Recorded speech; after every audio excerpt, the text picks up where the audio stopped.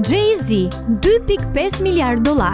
Ai konsiderohet si muzikanti më i pasur me një vlerë neto që llogaritet të jetë produkt i karrierës së tij të suksesshme muzikore dhe sipërmarrjeve të shumta të biznesit me markat si Roc Nation apo Champagne Armand de Brignac. I lindur me Sean Curry Carter më 4 dhjetor 1969 në Brooklyn, New York City. Ai ka ndërtuar një perandori të madhe duke quar në statusin e tij si një nga muzikantët më të pasur në botë. Jeta e hershme e Jay-Z përfshin gjithashtu aktivitete kriminale, përvoja që ai pasqyron më vonë në muzikën e tij.